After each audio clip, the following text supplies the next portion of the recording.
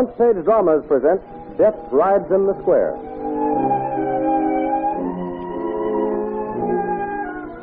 This week's Front Page drama, Death Rides in the Square, is a dramatization of a true-life mystery story entitled Arrested a Dead Man for Reckless Driving, which appears in next Sunday's issue of the American Weekly, the magazine with the largest circulation in the world that comes to you each week as a part of your Hearst Sunday newspaper.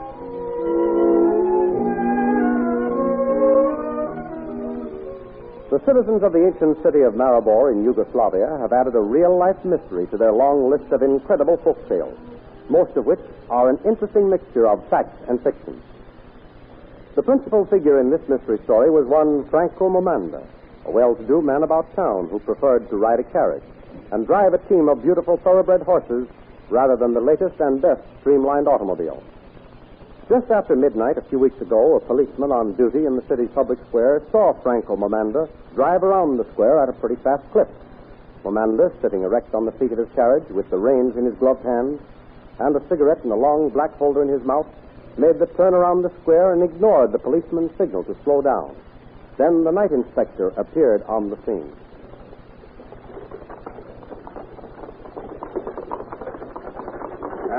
Well, stupid, are you a policeman or just a visiting sightseer?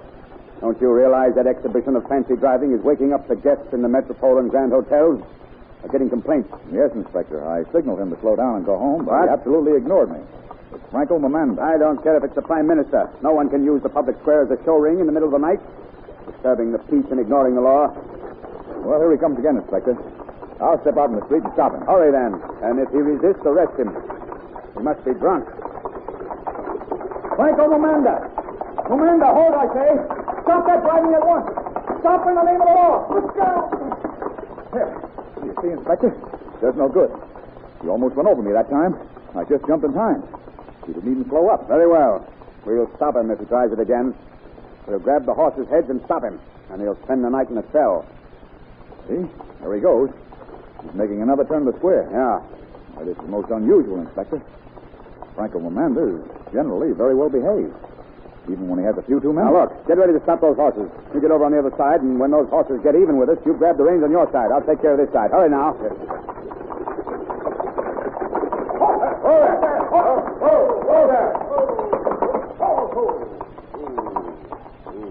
Now then, Mr. Franco Momanda, step down off that carriage seat and come with me. You're under arrest. Constable, take charge of the horses and carriage. Franco Momanda, are you going to get down off that carriage seat or must I drag you down? He must be drunk, Inspector. I've never seen him act like this before. He's always such a gentleman. I'm asking you for the last time, Mr. Momanda, will you get down off that carriage seat and come along with me or must I use force? Very well, sir. Now leave me no choice. I'll pull you off. Come down, I say. Come down. Look out, Inspector. Catch him. He's falling. Nice state of affairs. One of our leading citizens so drunk he can't even stand up. Come around here, Constable. Help me pick him up. Shame and a disgrace. Dead drunk. No, Inspector. Not dead drunk. Just dead. What? Look. Look, Inspector. There between his shoulders. Here's the dagger. He's been murdered. Constable, run and get the coroner. I'll cover up the body and tie up the horses. Yes, gentlemen, Franco Momanda had been dead for at least 2 hours before you stopped the carriage. It's murder. A sudden but powerful thrust drove this long dagger through his back, causing instant death. But how did he manage to drive around and stay on the seat that long? He was seated in such a position to be perfectly balanced. His feet and legs stiffened and acted as a brace against the footboard. Death came so swiftly it paralyzed him in a death grip, so that his hands held the reins firmly, and even the long cigarette holder didn't slip from his mouth. Well, if it's murder, we've got to get busy at once, Coroner. You and your men take charge of the body. Constable, take the horses and carriage to the police barracks. I'm off to find the murderer of Franco Momanda.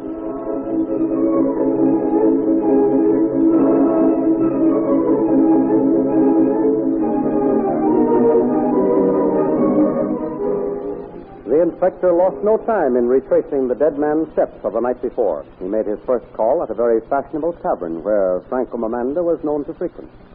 Madame Jelinek, the proprietress, was aroused from her bed and questioned. Oh, it's terrible, terrible. Oh, that poor Miss Mamanda. That nice Mr. Mamanda dead, murdered. Oh, what a pity. And him such a gentleman, and what a good customer. Always brought the best. Madam Jelinek, will you stop this infernal blubbering and answer my question? Every minute you delay me gives his murderer a chance to escape. Now, tell me what happened here tonight. Yes, Inspector. Yes. Oh, but it upset me so. Him so refined and handsome to be struck down. Madam Jelinek, please. Yes, Inspector. He came here for dinner, poor soul, with Wilma Beresta. Yes? Oh, a lovely dinner it was, too. Served in the arbor in the garden. Never mind giving me the menu or the table location. Oh, as I was saying, they had dinner. Yes, they had dinner, yes. Miss Wilma and Mr. Amanda. Excuse me. They stayed and listened to the music. Well, they had a few drinks. Wilma Beresta, did they quarrel? Oh, quarrel. Oh, Lord above us, no. As happy as doves in a cot they were. Smiling and laughing and holding hands. Yeah. Waltzing too. Oh, sir, and beautiful. What time did they leave here? Did you happen to know where they were going? It was 11 o'clock when they left. I wished them good night. Gave them my blessings as I always do when people are in love. Never mind the effects of your maternal blessings. Did you hear them say where they were going? Yes, I was coming to that. Well, all right. Miss Vilma said she was tired and wanted to go right All right, home. good enough. Now go back to bed. Don't tell anyone I've been here. Yes, I realize the rudeness of my intrusion, and I'm taking advantage of a woman's weakness, but murder's a serious charge, Miss Beresta. And you were the last person seen with Franco Mamanda. Am I to understand you are accusing me of this foul murder in Now, stop acting, Miss Beresta. I'm accusing anyone and everyone until I solve this case. Yeah. Now then, are you going to give an account of yourself? It is just as Madame Jelinek has told you. We had dinner, we danced, had a few drinks, and were very happy. Yes. But I had just returned from the Alps. I was tired, and I asked Franco to drive me home early. I see. We left Madame Jelinek at 11 and came straight home. Franco drove his carriage. I was in the house by 11:15. 11:15. Franco stayed long enough to say good night and left. Last I heard of Franco was when he was checking my concierge, before he drove away. And now I come to think of it, I thought I heard a third voice, too. Perhaps some passerby. Very good, Miss Beresta. I'll go down and talk to your concierge. You must not leave the house. And be ready to answer a summons for the inquest tomorrow. Inspector Miss Vilma was right. Just as I opened the gate to let Mr. Franco out, Hosar Toplinik came by. He was very drunk. Mr. Franco and Hosar joked a bit, and then Mr. Franco offered to drive him home. You see, Hosar Toplinik was an admirer of Miss Vilma, too. They often went out together. Nothing serious, a harmless flirtation, like Mr. Franco's affair. And you say that they joked. We're in high spirits. Oh, yes. Especially Hosar. In fact, although he was quite jovial, he was very drunk and a bit unsteady on his feet. Yes, and Mr. Franco? Well, he had, just a pleasant glow. Nice and pleasant. And do you know if Hosar and Franco ever had words over Miss Vilma? Or ever openly jealous of each other? Oh, no. They are just a couple of concerned bachelors. They never get serious over any woman. They both used to joke about their visits and outings with Miss Vilma. Well, thanks for the information. Stay close to the house. I might need you as a witness to the inquest.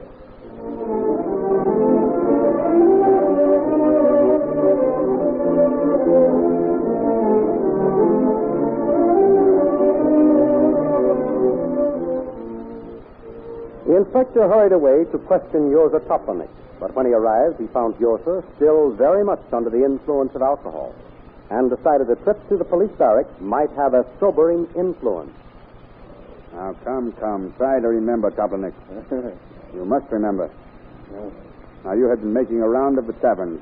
You were pretty far gone. But you remember stopping in front of Miss Beresta's home, talking to the concierge and the dead man. You remember getting into his carriage and riding away. Now, after that? vague recollection of visiting a tavern to have a nightcap with Franco, but I can't remember where. Maybe we had one, two, maybe even 3 drinks, but I can't remember. Can't you remember having a quarrel with the murdered man? No, I can't remember. We never quarreled. Always good friends. Can you remember the dead man driving you to your home? No. No, I can't remember anything after stopping at some tavern for a nightcap. Everything is all blank. I mean, What's that here? The coroner sent us over. Yeah? He thinks it might help bring him to his senses and make him remember. We checked the fingerprint. There it is. Very good. Now, Mr. Toplinek, look at me. Hold your head up. Huh? I have something to show you. Now, look, this dagger is yours. Yes, it always hangs on the wall of my study, just souvenir of my college days. You admit this is your dagger? Yes, mine. Well, this is the weapon that Franco Mamanda was stabbed to death with, and you admit its ownership. Furthermore, your fingerprints are on it. Now, will you confess the crime? No, I swear I don't remember. I swear I No don't. use. Constable, lock him up. Make out the warrant for murder. But instead of taking the prisoner to a cell, the coroner insisted the man be taken to a hospital where he was treated for acute alcoholism. The treatment proved successful, and slowly the events of the previous night began to shape themselves in his mind. He remembered vaguely an argument over some trivial matter. He vaguely recalled stabbing Franco, but he couldn't remember where they were riding when the death blow was struck or how he found his way back home. But his somewhat hazy remembrance solved the mystery of the dead man driving his carriage around the public square in the middle of the night.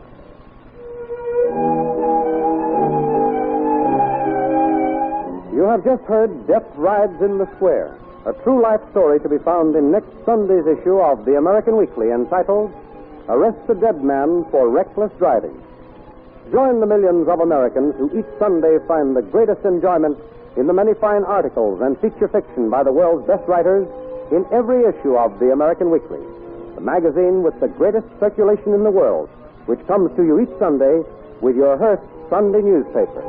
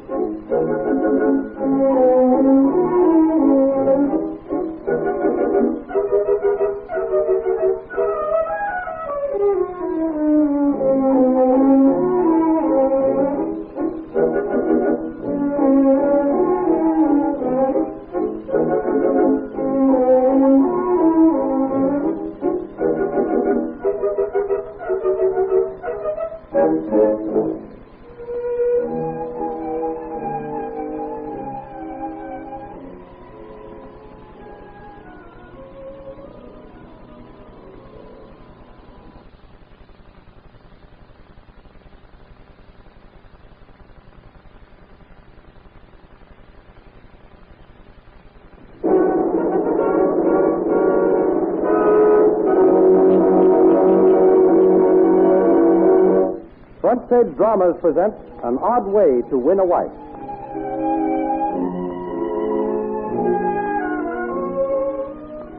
This week's Front Page drama, An Odd Way to Win a Wife, is a dramatization of a true life story entitled Played Blind Man's Buff to Win a Wife. This most unusual story is to be found in next Sunday's issue of the American Weekly, the magazine with the greatest circulation in the world that comes to you each week as part of your Hearst Sunday newspaper.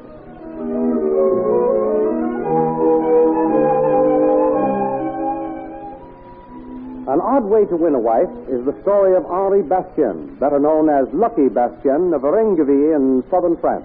He was, as people say, a born gambler. And that was no reflection upon his fairly well-to-do, but rather orthodox parents who frowned upon his habitual gambling. And while his mother was inclined to be rather indulgent, Monsieur Bastien Sr. was getting more intolerant every day of his son's success at the gaming tables, racetracks, and various lotteries. Then one day... Bah, this is the limit. I won't put up with this any longer. Now, Andre, be calm. Very. Remember what the doctor said. No undue excitement. Keep your temper and your blood pressure down. That is fine advice. How can anyone be calm in the face of this? Is it Andre again? Who else would it be? Of course it's Henri. Who else would be dragging our good name across the front pages of every newspaper with his ridiculous gambling escapades? Dear me. No, What is it this time, Henri? Jumping frogs.